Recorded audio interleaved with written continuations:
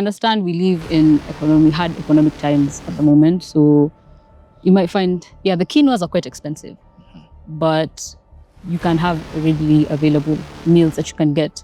That is neither here nor there. The issue is we want to avoid processed foods because that is the problem. You can talk about balanced diet. Yeah. Put it aside. Talk about a healthy diet. Okay. You can have balanced diet, yes, and healthy. Someone's like, oh my God, you're eating healthy. No, you're eating right. You're eating. That's how you're supposed to be eating to begin with. However, poisons are put inside the food. It is not what is inside there. It is what has been done to it.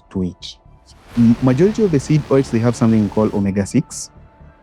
Omega-6 is not entirely bad for you, but in excess amount, it is problematic. Let's go to the jungle. Do you think they are fat lions?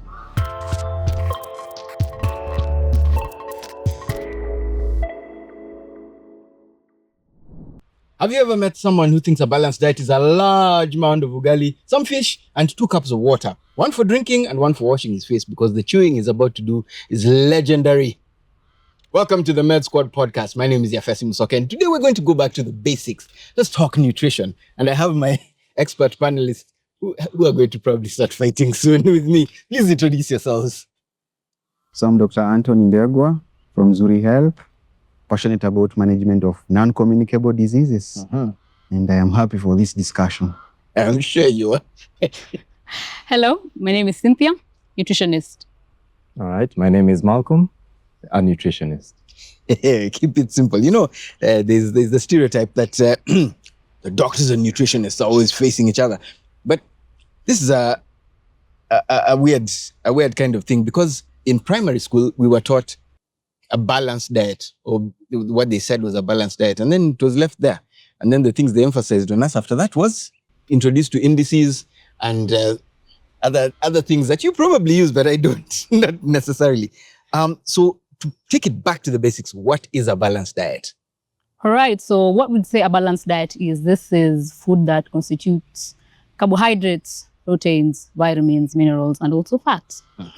Carbohydrates, vitamins, proteins, minerals, vitamins, yes, and also fat. And fat. So those are 6 categories. We were only taught 3 in primary school. Yeah, we're just told carbohydrates, proteins, and vitamins.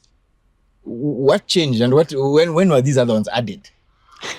Generally, they've actually been there. I think it's more or less how it was being told to people.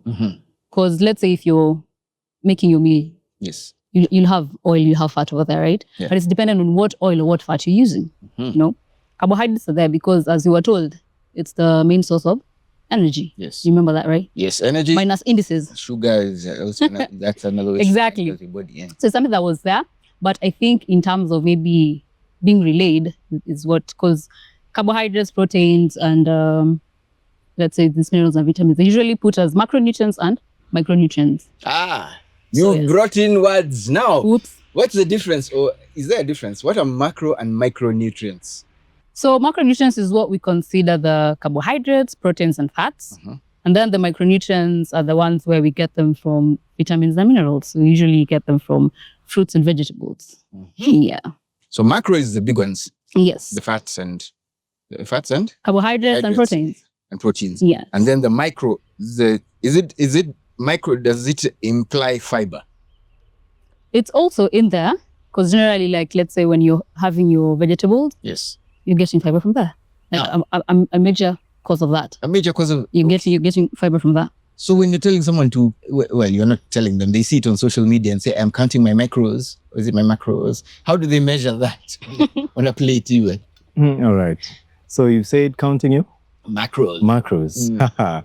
Well, the thing that we can say we're counting maybe it's calories, but in terms of macros, we've discussed that there are only 3 of the macronutrients which are needed by the body in larger amounts compared to the micronutrients. That's where we have carbohydrates, the proteins, and the fats. Yes. So you can't necessarily count them, but you should have them on your plate in various proportions. So these influencers are just lying when they say, "Oh, I count my macros." Like, it's there's no way of tracking, keeping count of macros. Calories, yes, but macros, there's no way. Okay. Now, counting macros, what do they mean by counting macros? Because as Cynthia has said, you have macronutrients, you have carbs, we have protein, and we have fats. Yes. Those are the macronutrients. And you've had fiber a bit on the side. Yeah. But yes, those are the macros. So when you say we're counting macros, what do they mean exactly? But it's important to have a balance of them on your plate in various portions. Do those portions vary according to age? Do they vary according to gender? Or, I don't know, health status? All right. So that may depend, not necessarily with regards to gender. Yeah. However, based on your condition or based on your activity level, we may be able to vary the portions of the various macronutrients. For example, carbohydrates. Mm-hmm. If you're very active, you do sports, let's say 5 days a week, you may need a bit more carbohydrates as compared to someone who does not do any exercise and is living a sedentary lifestyle. Yeah. So it's on a case-by-case basis. Okay. So now we come to a very interesting conundrum. In Africa right now, we have rising obesity and also macronutrient deficiencies. How do they coexist? So first things first. You can talk about balanced diet. Yeah. Put it aside. Talk about a healthy diet. Okay. You can have balanced diet, Yes. but unhealthy. Uh-huh. So the issue is we need to have a healthy diet. Okay. And here comes the definition of food. So what is food? So that is the first question. Are we talking about junk food or real food? So the definition of food, Yes. from the dictionary, is any substance that causes two things: burning Yes. or growth. Burning or growth. Okay? Okay. And that's why anybody who is alive, they have some level of temperature. Yes. Because when you burn a fuel, you get energy and heat. Yeah. And then, if the food is real food, then it will give you growth, give you repair. Yes. Okay? So, the unhealthy foods that we've seen overwhelm the world today, we're calling them ultra-processed products. So, ultra-processed food. Yeah. They cause burning. In fact, they even impair burning. Impair burning, okay. And they do not cause growth. Okay. Because we know that food should not give you energy, should also give you nutrients. The ones you're talking about, the vitamins, okay, the mineral salts, other than just giving you the boost of energy. Yes. So the problem of getting diseases as a result of food is when there is an imbalance between taking healthy foods or taking unhealthy foods. Yes. Even if they fall in those categories. Even before we get into how much you're taking. Yeah. Because, for example, if you're to take alcohol in small quantities, over a long time, you will have cumulative defects, even with the portion control. Yeah. Okay? However, we've seen that a lot of these, let's say, poisons are put inside the food. So it is not what the food is. Okay, for example, if you take a bottle of a processed product, let's talk of a juice or soda or anything, it is not what is inside there. It is what has been done to it. Hey, okay, philosophy. And that is why we've seen the rise of obesity. And let's go to the jungle. Do you think they are fat lions? Actually, the only ones I would know are in captivity. Those ones they attend to. So if you get fat, you're either eaten or you starve to death. If you're, for example, if you're an antelope, if you get fat, you cannot run. So you'll be eaten. So let us not make nutrition complex. The issues of counting macros, we talked about macros and calories and all those things. Put them behind first. Let us go with instinct as human beings. Yes. And nutrition is not so hard. The rise of obesity is associated with consumption of ultra-processed foods. And then there are other aspects in the environment that we call obesogenic. Obesogenic factors. So the environment, we are more sedentary today yes. than we were years ago. We are constantly exposed to chemical products that are associated with obesity. We are thinking of issues like BPH. So bisophenyl, these are in plastics. When you microwave your food, Yes. the microplastic, the bottled water, you're likely to get those there. You're talking of other products that are inside even cooking pans, the non-stick, the Teflon, all those things. They're likely to cause you to grow bigger. The environment with the motorcade, with the motorcycles and all these fumes, we are looking at an exposure. But those are things we cannot do. As much as there are modifiable risks. For example, your exercise, your meals. Yes. But you're talking about the environment. There's nothing you can do about the pollution, but you can do something about the kind of cooking or the meals you choose. You cannot change your genetics. There is a 20% influence on how big you can grow if you're given the right resources. Yes.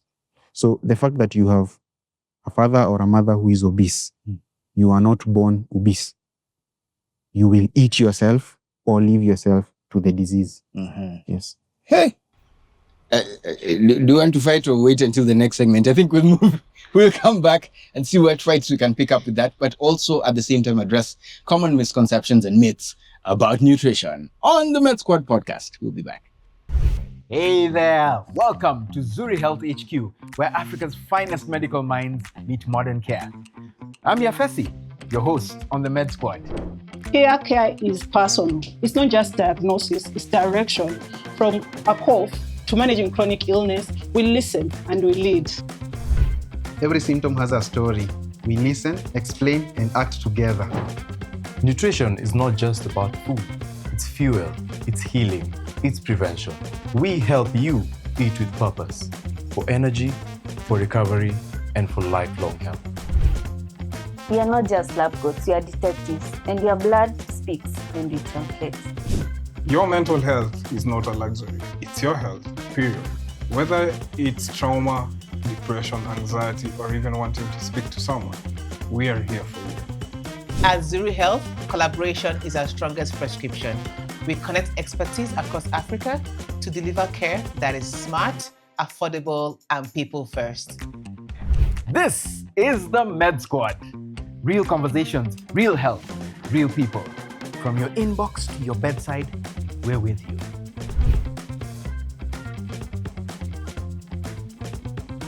Welcome back to the MedSquad Podcast. Yes, you're probably watching us after having a nutritious meal or not. Either way, we will address it. And also spare some for me, but we need to talk. So, I have with me Malcolm, Cynthia, and Anthony. And Anthony has made a few statements about calories and diet, and also, do you agree with him when he says it's not just about balanced, it's about healthy? Yes. One thing people tend to forget is, you see, when someone is eating, you have your veggies, you have your carbs. That someone's like, oh my God, you're eating healthy. No, you're eating right. You're eating. That's how you're supposed to be eating to begin with. Yes. This mentality we have that so long as you have maybe food on your plate, it's just a meal. Yeah. No, it's not. Are you having the components that are needed? Yeah. Okay. So now some of the misconceptions or myths or statements that are made. Hey, a lot of this is in the gym culture. Carbs are the enemy. All right. I'll take that. So carbs are not the enemy. However, it depends on the amount. The main thing, as Anthony had said, we should make nutrition very easy. So too much of anything can be poisonous. Even too much of water.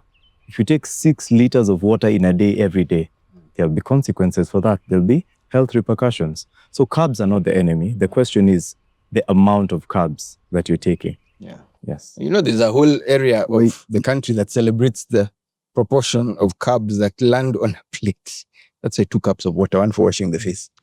So the bigger question will be to you and the nutritionist is, what is the difference between carbohydrate and sugar? What do you mean when you say sugar? Yeah. What is the difference then between carbohydrates and sugar? Yes, because they are used the same, but they are not the same. Because carbohydrate is the umbrella. Then we have sugars. Yes. We have starches. Okay? So sugar is the simple molecule. We're talking of monosaccharides and disaccharides. Disaccharides, yes. Those are the poison. Starch, you're talking of complex carbohydrate. You're talking of things that are not. So starch, we're talking of amylopectins. We're talking of fibrous things like cellulose that you cannot even digest. They don't cause you problems. And that's why carbohydrates are divided into two. We have amylose, amylopectins. Amylose and amylopectins. Yeah, that's Amylopectins. next time you order online, you ask for amylose and some veggies. Amylopectins, they tend to be brown, the brown aspect. And then we're talking of the white amylose, the Irish potatoes, those kind of things. Cassava. And they are different in terms of their structural makeup. Because remember, starches are a group of glucose held together. When you eat them, let's take an example. Irish potato, amylose, amylopectin, we're talking of something like wheat. So if you give a diabetic patient, you will be told that they will likely need to use grounded wheat rather than taking Irish potato. So the question is why? And that's why I tend to fight with nutritionists when I say that a calorie is not a calorie. Because if you take a certain amount of amylopectin, give it to a diabetic patient, and use the same amount, give it to a diabetic of amylose, the effect will be different. This is because with one group, we are talking of something like a tree. Think of a tree. The structure is a tree. Yes. And so we're talking of this, for example, the Irish potato is a tree of glucose held together. The moment you put them in your belly, they are cleaved from every branch. So there is a surge rise in glucose level. That's affect your glucose management. On the other hand, if you take amylopectins, they are linear. It's a straight line. And the enzyme that cleaves is only working on the ends. So it means your sugar is gradual. But when I just tell you to take carbohydrate without telling you what types, and you think a calorie is a calorie, then you're wrong. And I will invite any fight with anybody. Let's talk of fats. Yeah. We know that they have calories. I think 9 or so. So omega-3, they have calories, right? When you check them, they are going to behave differently with the same number of calories of a trans fat. A trans fat is going to accumulate inside your blood vessel and kill you. But omega-3 is going to be good for your brain, for your development. That's why it's given for in children, even in pregnant women. So a calorie is not a calorie. So the issues of counting calories is neither here nor there. The issue is, are you eating healthy? The issues of portion control, they are even ingrained in you. Unless you're talking of gluttony and sloth. Now, yes. Hey, we'll come to fights. But so one other misconception is protein refers only to meat. Technically, that's wrong. There are two types of protein. There's what we call the animal protein and the plant protein. So animal protein examples are such that red meat, we have the chicken, the fish, eggs. We also get from milk. When we say plant, we mean the green grams, Kenya dialect, dengu. Yes, then jahes. We also have beans, peas. Yeah, that's what constitutes animal and plant proteins. That one's pretty simple. But then, of course, we've had this this explanation that teacher Anthony has given us. So now when a misconception comes and says fats are always bad, you heard about trans fats and all. So are fats always bad? All right. So not to repeat, but Anthony had already mentioned that there are two types of fat. There's healthy fat and there's unhealthy fat. Yes. So there's healthy fat from things like fish, where you get omega-3. We have healthy fats from avocados, but we have unhealthy fat from the deep-fried foods and the trans fat, because some modifications have been done to the fat to probably make it last longer. But why is it lasting longer on the shelves? It's not healthy for you. So yes, there are healthy fats and unhealthy fats. What is it about the frying of food that because boiled potatoes are fine, but when you fry them, you just add oil, which claims to be vegetable oil. What is it that makes fried food so divisive about fried foods? All right, I'll pick one aspect, then the other aspect I'll leave to Anthony. So in terms of deep frying, first thing about fats and cooking is that we do not attribute the right type of fat in terms of the type of cooking. What I'm saying is the vegetable fats, the plant oils, they're good. However, they're not good for deep frying because they cannot sustain a very high temperature. So if you expose the plant oils to a very high temperature, such as in deep frying, it denatures the fat. And this may lead to the production of free radicals and substances that may, in the long term, cause cancer. However, we have animal fats, which in recent times are being embraced more in terms of exposing to very high temperatures for deep frying because they can sustain higher temperatures. Yeah. Okay. So on the same, so whatever you're asking is, what is wrong with processing? Well, It is processing. Is it what you're saying? I don't know if it's processing when it's frying. So Yeah. So let me explain processing for you. So what is the definition of a processed product or ultra processed product? Think about there's minimal processing and then there's ultra processing. Yeah. And there's no specific definition for processed product and ultra processed product or the UPF. So one thing that you have to realize is for us to say that you process a product, either you're adding something or you're removing something. Yeah. You will add something for one, probably to increase the shelf life or reduce the shelf life. But most of the time we want to increase the shelf life. So what do we remove? Fiber. Yeah. That's one. Two, you'll add something for palatability. So in the modern day, we're seeing more salt. We are seeing more sugar. Yeah. For palatability. The other thing is consistency. You want it to be like the yogurt, to be that consistent. Yeah. And remember, you're combining different things, water and fat and other things. So what do you use? Emulsifiers. Yeah. So that you can have that consistency. Yeah. Okay. And the color also is another factor, so that it looks better in your ways. So you'll add food colors. And you end up with a concoction of something that is good for your tongue and your dopamine, but is very bad for your body. So that is processing. So the moment you take, for example, your good plantain, put it inside hot water, you're boiling it, you say it's okay. Or even let's say talk about chicken, put it inside hot water, it's okay. But the moment you put it inside seed oil, so majority of the oils we use are called seed oils. For you to understand, you have to differentiate between a seed. Is a seed a vegetable? Is a seed a vegetable? 25 marks. If a seed is not a vegetable, for me, I don't believe a seed is a vegetable. So whatever we are talking about, the things you buy in the supermarket with yellow bottles, they are seed oils. Majority of the seed oils, they have something called omega-6. Omega-6 is not entirely bad for you, but in excess amount, it is problematic. And this is what it causes. So there's something called inflammation in our body. One few of the characteristics of inflammation is pain, swelling, as we see in people with arthritis. Excess. Our body is so resilient. You have to overwhelm it with these unhealthy products for it to start complaining. Yeah.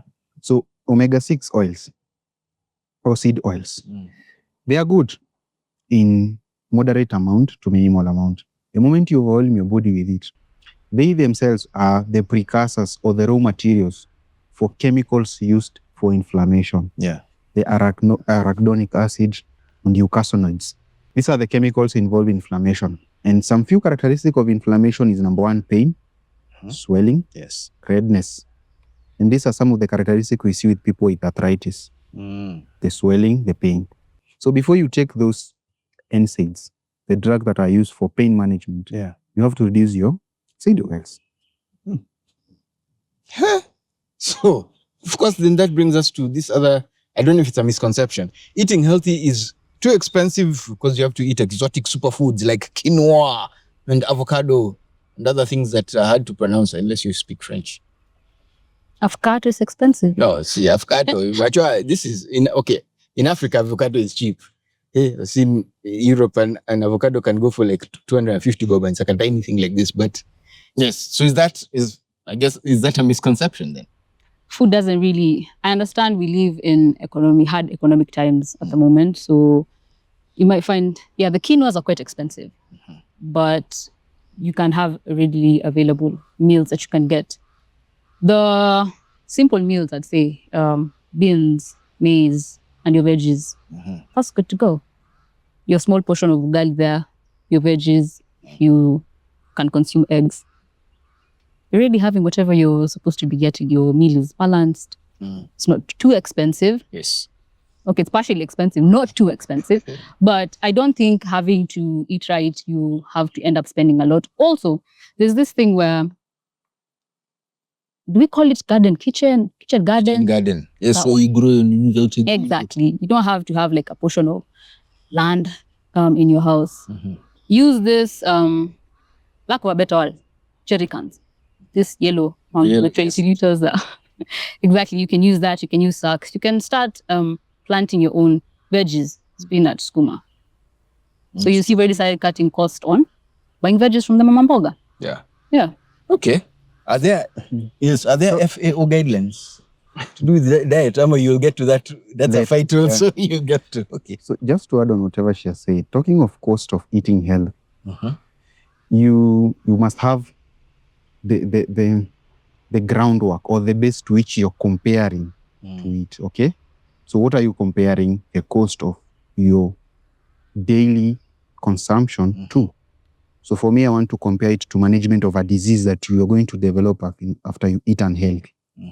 So you can eat the cheapest and the unhealthiest thing because of cost, and then develop a metabolic disease, diabetes. So how much are you going to compare? And most of the times, you're going now to get prescriptions for those healthy diets.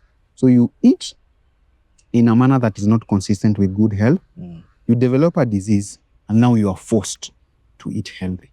But the damage is already done. Yeah. So let us not look at nutrition as something expensive. The same way people will go buy expensive shoes, they will go buy expensive alcohol, vehicles, and all things. Let us try as much as, depending on, people are not the same, but you cannot say that the diseases we are suffering from, that we can correlate with nutrition, are only felt by the poor. We are seeing even the rich eat themselves to chronic diseases, to cancer. Yeah. So there is an issue of finances, but there are healthy meals at different economic status. Even when you think about it, the middle class upwards are the ones who tend to be able to afford more of this unhealthy stuff. And then the rest are the ones who have to, it's what they can afford and it's available, readily available, the organic stuff. So are there dietary guidelines from FAO Africa that they issue concerning our dietary intake and the things that we need to have at a bare minimum as a population or as Africans? All right. So in terms of guidelines, we look at this based on conditions, yeah? So we look at it, we have a dietary approach to stop hypertension. For diabetes management, we have various dietary guidelines. So it's based on the condition. That's where we look at the portions of the various micronutrients and macronutrients. So they vary based on the condition. So when referencing, I guess, things like grains and tubers and roots and those kinds of things, there's a group that really it can be quite interesting. The people who call themselves, they're the ones who are vegetarians, they're the ones who are vegans. And even of those, there are those who say, culturally or whatever it may be, we do not eat roots or we do not eat stems or whatever it may be. How does this contribute to this whole to the guidelines that we're looking for, or do we just let people find alternatives for themselves? All right. So when you're looking at the roots and the stems and all that, the first question you should ask is why not? And you'll find that most of the organic produce, things from the earth, come with a lot of fiber. And in the previous conversation, we've spoken about the role of fiber in our diet, and we're not even done talking about fiber. So actually, the roots and the stems and all that, anything from the ground, natural, with minimal processing, is good for the body. Yeah. Hey, okay. Which healthier... We've talked about avocados as healthier fats. We've talked about other sources. Is there an exhaustive list of healthier fats that we can actually access in Africa, which are just readily available? Like if I want fats, because I've been told on my plate I have to have this and this, what do I target? Because not every day is for avocados. So apart from avocados, you also get our fats from things like nuts. Jogo karanga, those ones. It's okay. Yes, we do. And also, as it was mentioned by Malcolm, also animal fats. That's being, it's becoming, I think people are using right now, such as, let's say, tallow. So you don't necessarily have to like wait for avocado only if it's in season. You get it in different ways. Yeah. So, Fessy. Yes. Well, when you're talking about fat, it's probably a sensitive thing. Fat. So the question is, what is a fat? Okay? And we're talking about lipids. Is that fat that I eat on my plate that is causing me to grow big? Because I'm also told I'm fat. You get the point? Yes. So, fats are an alternative source of energy for the body. Okay? In fact, they're even a better. When you look at the net output of ATP, yes, not calories, ATP in the body, fats are better. Okay? Okay. So, anytime you take the macronutrients, this is because your body is able to convert other forms of excess glucose in your body and store it for a rainy day. Think of that time that you're in the office and things are tight. Yes. And probably you will say that I'm going to take my lunch later. After 1 hour, 2 hours, you don't feel the hunger anymore. Yeah. Why? It's because your body is able to galvanize. So your body is able to go get the fats and use them as fuel. In fact, your brain likes it. You hear some people talking about ketones, ketogenic diet, and all those things. Yeah. So those are the fats. So the fats are not entirely demonic as people have demonized them over time. They are healthy fats and unhealthy fats. Yeah. So the more you introduce them to your meals is again another factor. For example, he talked about some plant-based oils that are healthy. For example, olive oil, something good. But if you heat it, you convert it into a trans fat, which is poisonous for you. So it's a matter of balance and understanding. It's not what I eat; it is whatever my body picks. So is there any oil that we should heat, or we just air fry everything? Is that how air fryers work?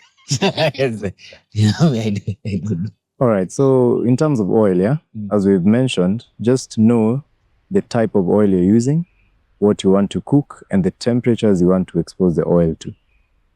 So it's about variations. However, he's spoken about air frying.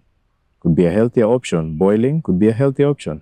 Okay. So don't do frying all the time for all your foods. Yes. Once in a while, do the air frying. Another time, just boil your food, have it. Yeah? Yeah. It's about balance. Is it possible to get over enthusiastic about this fad of everything is fortified? Whether it's fortified sugar, fortified salt, fortified rice, fortified everything. Is it possible to just get overexcited? And is the fortification really worth the hype? The amount of whatever they add, whether it's iron or vitamin A or whatever. Is it worth the hype? I won't say it's really worth the hype, but it's more or less being added because people are not really consuming enough. So they're trying to revert, not to ensure that people are not for developing deficiencies, because maybe your diet is too poor, you're eating overly processed meals. So if a meal is overly processed, that means you're lacking some nutrients. Yeah. So what is, I'd say, maybe the government or the agencies trying to do? Trying to add on so you just don't end up lacking completely. Like what? Like what? Like what is fortified? Fortified. There's like the fortified rice, fortified sugar, fortified salt even. Yeah. Flours. So for me, I always want to take these things with a pinch of salt. The question is, see what you did there. That's it. So the question will be, if you're taking something that is fortified, what are you trying to supplement yourself with? Is there a possibility that you can get it from its natural source? I am always skeptical of anything that is in boxes and barcodes. Why? It's because of all, and again, I'm going to repeat, it's not an issue of what is in there. It is what has been done to it. Yeah. Whatever is inside those processed products could be something different. Think about the normal yogurt you people take. You're told that is daily product, but there is milk, there is some sugar or some added salt or some sweetener. That's not good for you. So you negate the whole. Okay, if you take a poison plus an antidote, it's still poison. Still poison. It's neither here nor there. It's not like balanced to the salt and water. No. Okay. Okay, if you put, for example, salt and sugar inside water, the body does not look at them harmoniously. It will say, come here sugar, come here salt, come here water, differently. Yeah. And the end products of each, the sugar will end up fatty liver disease, the salt, depending on how your kidney is working, somewhere else, and the water also. So you have to understand that the body looks at the basic fundamental things rather than whatever you see with your eyes. Yeah.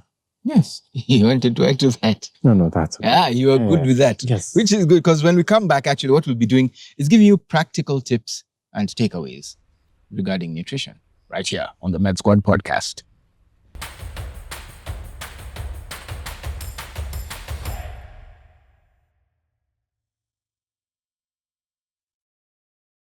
Welcome back to the MedSquad Podcast, which is making me hungry, even though now I'm shy about eating in front of these ones because so if you're to, there's a phrase I keep hearing about rainbow foods, and that's not talking about Skittles or candy or any M&Ms or anything like that. What is this rainbow thing?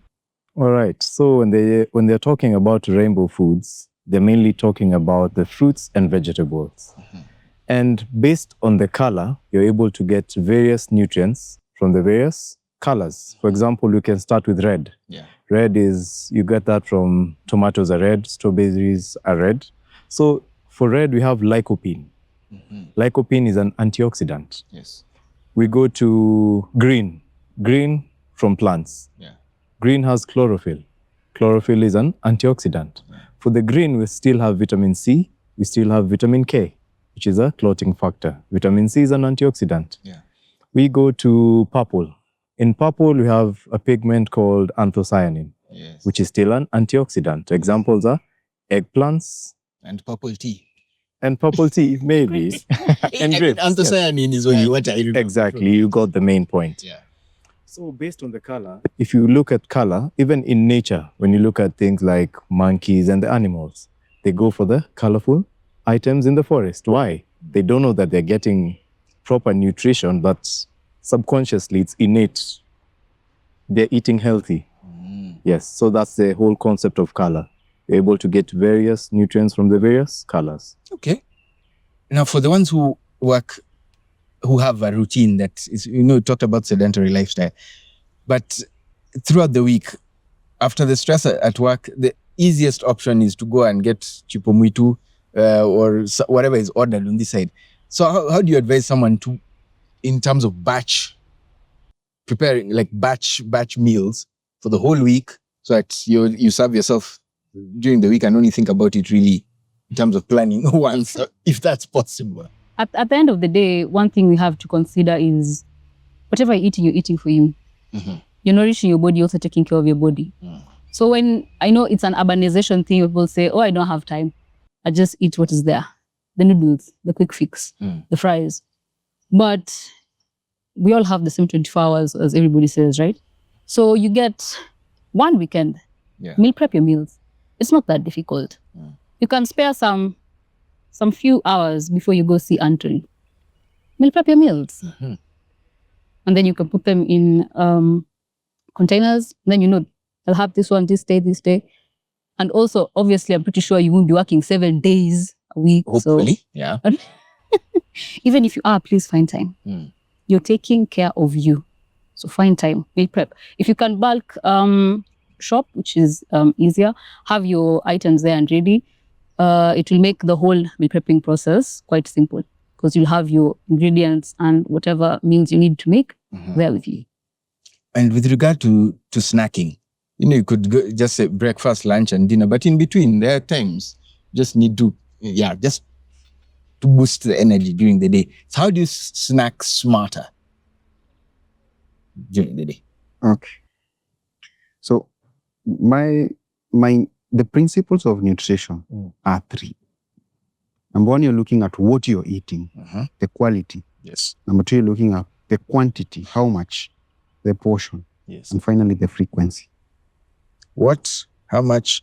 Frequency? Yes. So the frequency is where the snacking comes in. Okay. So it depends with why you're eating. There have to be a reason. Are you trying to gain weight? What is your target? Are you just eating to maintain your life? Or to gain weight as you maintain your life? Or to reduce weight as you maintain your life? You're just hungry. You're just hungry. So snacking, or anytime you take a meal, for me, the timing is important, but the most important thing is what are you eating before I even go to how much. Yeah. Because the poison is dose dependent. Okay. Okay? So if you're snacking healthy, if you're snacking an apple, when did we start saying that apples are not good? Did they? Don't get full. So are you snacking to be, you sit down and eat if you want to be full. If you're snacking, then snacky healthy foods, not processed. If you snack Chippos, if you snack the fries and the burgers and all those things, good luck for you. Because we know that processed products or ultra-processed foods increase your mortality by all causes by 10%. Well, hey.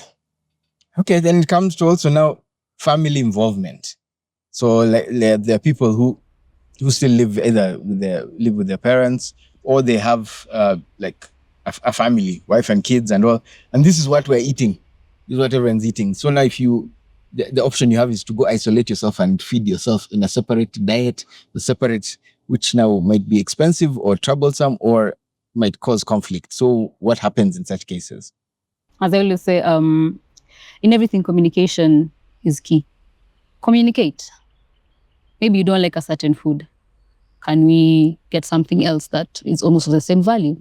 You don't have to eat differently for us to get whatever you're supposed to be getting from your meals. Sit communally, have a discussion. If I don't eat this, maybe we can try and change something else.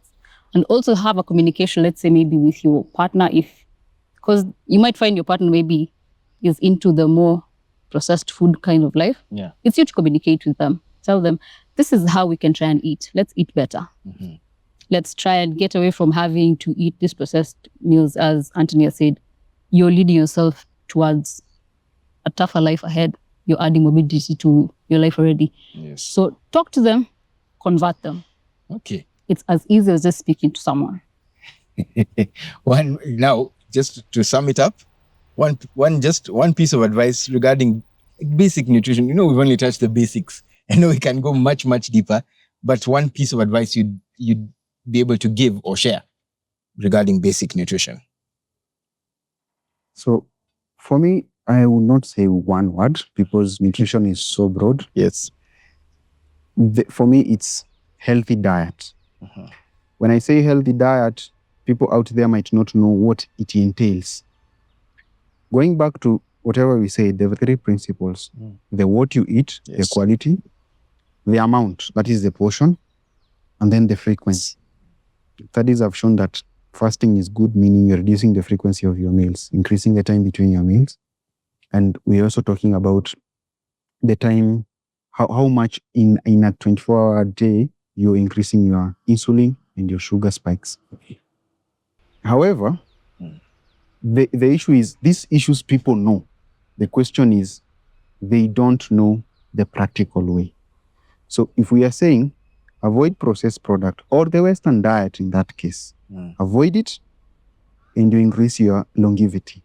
You have a better life. So the question is, how do we know that this is an unhealthy product? So as they said, food has been classified into macronutrients, micronutrients, balanced diet, carbohydrate, lipid. That is neither here nor there. The issue is we want to avoid processed foods because that is the problem. So there is only one classification that has been shown to be the best, which is called NOVA classification of food. Nova. So the NOVA classification of food classifies food in terms of how they are processed. So it runs from 1 through 4. So we have 1, 2, 3, and 4. So let me break it down. With an example, that will be the best. So think of an apple. If you get an apple off a tree, that's NOVA class 1, meaning zero processing. Yeah. Can only give you diarrheal problems or infectious issues.